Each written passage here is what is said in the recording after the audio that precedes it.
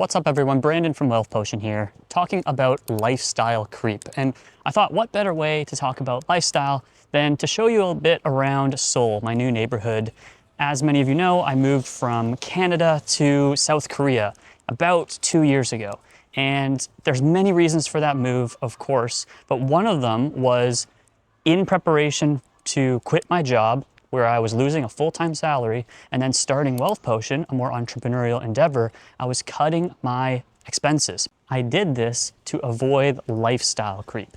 That's the topic we're talking about today. We're going to cover what lifestyle creep is. I'm going to share a bit about my personal experience with lifestyle creep, as well as many of the cases of lifestyle creep that I saw working in tech and through business school, seeing a lot of friends in finance and high-paying jobs. Then we're going to talk about actionable tips, how you can combat and flee from lifestyle creep so that it doesn't destroy your wealth. Because I genuinely believe that lifestyle creep is one of the most dangerous things to you building wealth and saving for the future. So without further ado, let's dive in. All right, so firstly, what is lifestyle creep?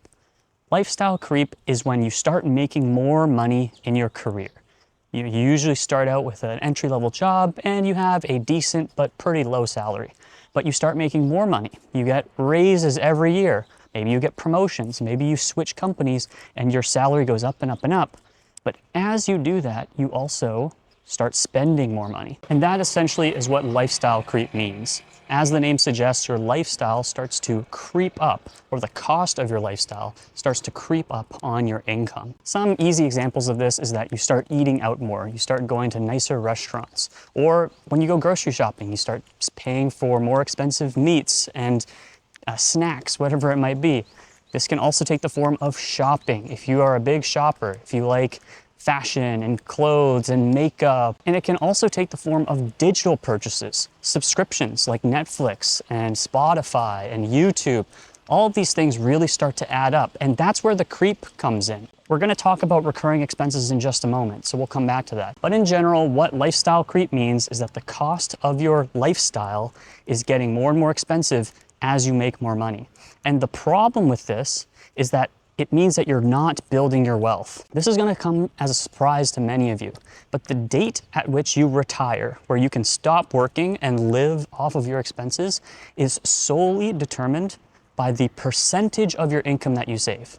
So let me put this in another way to make this really mind-blowing. The person making $50,000 a year and saving 50% of their income will retire sooner than the person making $100,000 a year but only saves 40% of their income. And that person will retire sooner than the person making $1 million a year, but only saving 30% of their income. And you might be thinking, this doesn't make any sense. They're making way, way more money, but it's because their expenses are that much higher.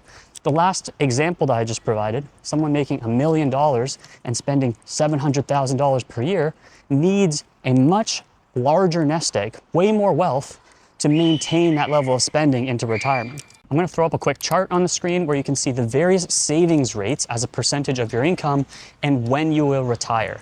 The math is extremely simple, in other words. As promised, I wanted to share a bit about my personal experience with lifestyle creep and cases of lifestyle creep that I saw from other people that I worked with or that I grew up around or went to school with. I spent close to 10 years in sales and then a bit of marketing and product at tech startups. And for those of you that are unfamiliar with the way sales works, you start out making not a lot of money and then you can make a lot of money pretty darn fast. And so I'll share this transparently. When I graduated university, I was making, I think, less than $40,000 or maybe just over $40,000. By the way, this was Canadian dollars, so that's actually close to like 30,000 US dollars, but I digress.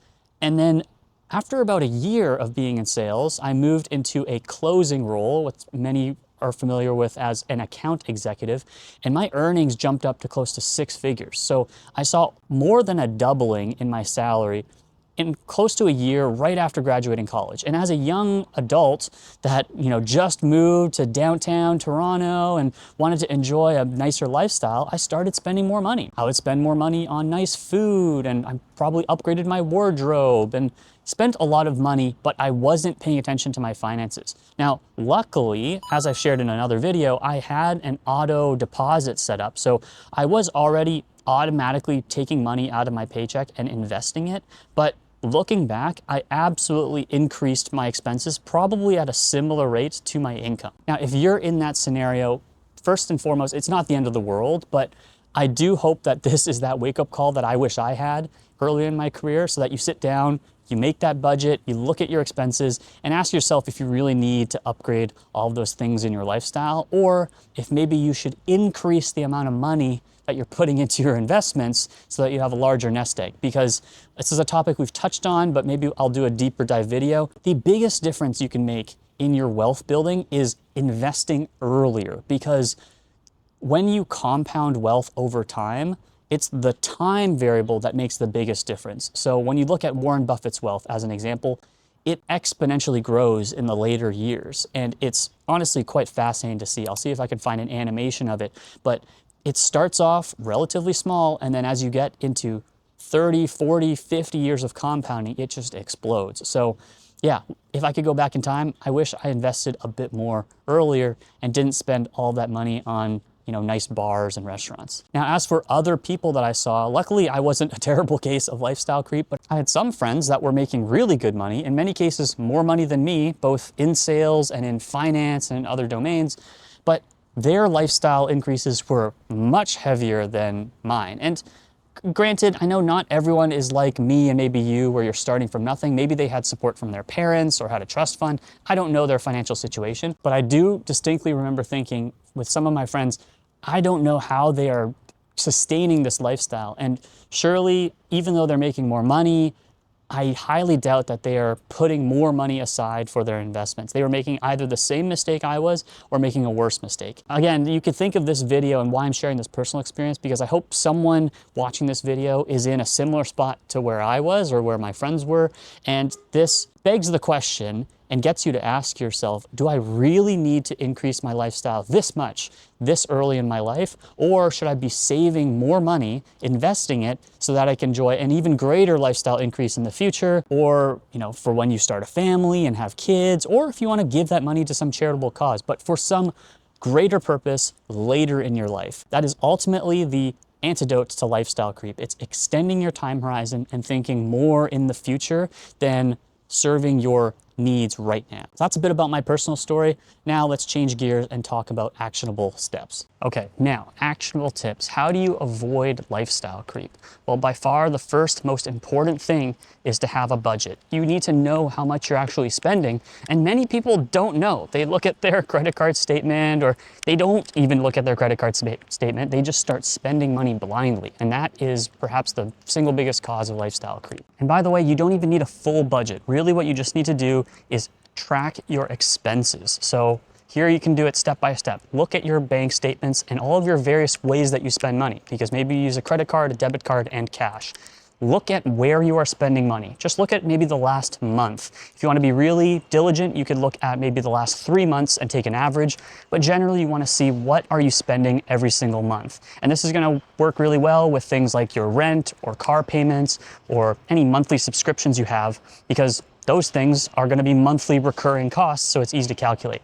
Once you know that, then you multiply that by 12, and that should give you a general sense of how much you are spending every single year to maintain your lifestyle. The next thing I'd recommend you do is look at your recurring expenses. So we touched on this earlier, but look at Spotify, YouTube, Audible, Amazon Prime, all of these subscriptions that you pay, because it's these monthly subscriptions that add up and stack up over time that can be very, very hidden from view. And let's also be honest, we're not going to be saving a ton of money by spending less on food at the grocery store, but these subscriptions are often nice to haves. Yes, you can't go without an internet phone plan, but maybe you don't need unlimited data usage, right? These are the decisions that you may want to look at. Or at the very least, you can call up your provider and try to negotiate.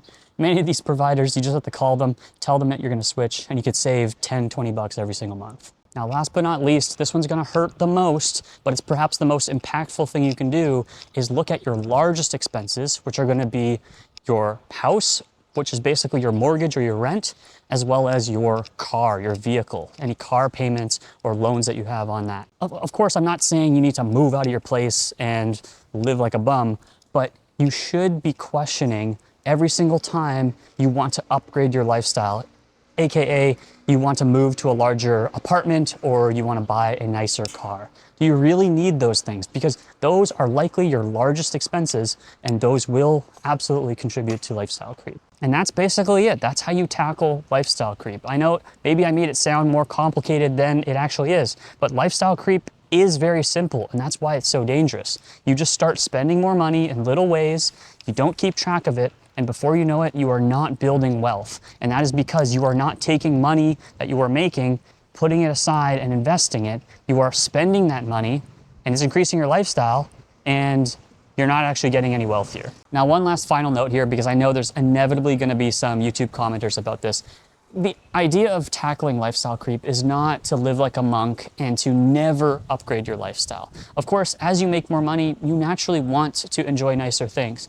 But the point here is to make sure that the rate at which you improve your lifestyle does not match or even exceed the rate at which your income goes up. That is what lifestyle creep is. At the end of the day, many of us are building wealth so that we can improve our lifestyles. But the idea is to be able to build wealth such that we can improve our lifestyles more over a longer period of time, instead of improving it like a flash in the pan, enjoying a nicer lifestyle for a year or two, and then one day you lose your job and your lifestyle has to decrease. In other words, we're improving our lifestyle, but over a longer period of time and in a way that is more secure from any financial downturn or anything bad that could happen to you if you were to lose your source of income. If you have any questions about it, as always, let me know in the comments. I enjoy the two-way discussion. Also, let me know if you like these kind of more outdoor style videos. I'm gonna guess that there's gonna be some background noise because Seoul is a pretty loud city, but hopefully this shows a little bit more of the surroundings. It gives you a bit of a better sense of what my lifestyle is like, and perhaps encourages more people to travel, to go outside their comfort zone, and to try living in places other than the places that they grew up. So that's it for this week, and I'll see you next time.